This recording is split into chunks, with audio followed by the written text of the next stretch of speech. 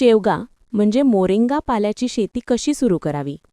शेवगा म्हणजे moringa oleifera हे झाड पाने, शेंगा, फुले आणि बिया यासाठी प्रसिद्ध आहे. विशेषतः पाल्याच्या उत्पादनासाठी शेती करायची असल्यास हे खूप फायदेशीर ठरते. कारण शेवग्याच्या पानांची पावडर म्हणजे मोरिंगा पावडर निर्यात आणि देशांतर्गत बाजारात मोठी मागणी आहे. पाने पोषक तत्वांनी भरलेली असतात, म्हणजे विटॅमिन, मिनरल्स आणि अँटीऑक्सिडंट्स. महाराष्ट्रात कोरडवाहू आणि बागायती भागात ही शेती यशस्वी होते. 1. हवामान आणि जमीन. उष्ण आणि उपोष्ण हवामानात चांगले वाढते. महाराष्ट्रातील बहुतांश भागात योग्य.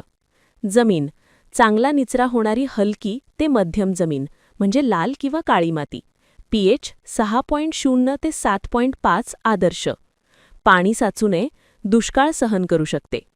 शेवग्याच्या शेतीचे क्षेत्र. 2. जाती.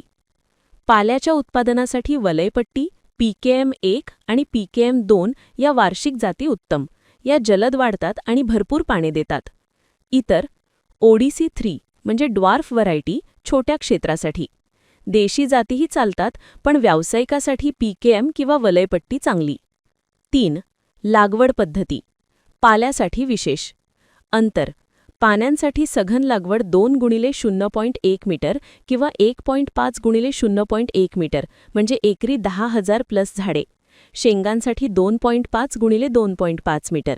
खड्डे 45x45x45 सेंटीमीटर. प्रत्येक खड्ड्यात 10 ते 15 किलो शेणखत प्लस 100 ग्रॅम नत्र, 200 ग्रॅम स्फुरद, 100 ग्रॅम नीमपेंड मिसळा. किंवा जे पूर्णपणे सेंद्रिय करणार आहेत त्यांनी जीवाणुखते टाकावीत. बियाणे प्रति हेक्टर 10 किलो. 2 बिया प्रति खड्डा, 2 ते 3 सेंटीमीटर खोल.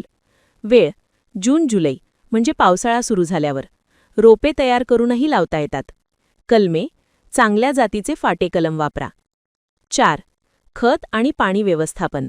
खत लागवडीपूर्वी शेणखत, नंतर प्रतिझाड 75 ग्रॅम नत्र, 50 ग्रॅम स्फुरद, 75 ग्रॅम पालाश. किंवा पूर्ण सेंद्रिय शेती करणार असतील तशी सेंद्रिय खते टाकावीत. सिंचन कमी पाणी लागते. ठिबक सिंचन उत्तम. पावसाळ्यात गरज नाही, उन्हाळ्यात 10 ते 15 दिवसांनी.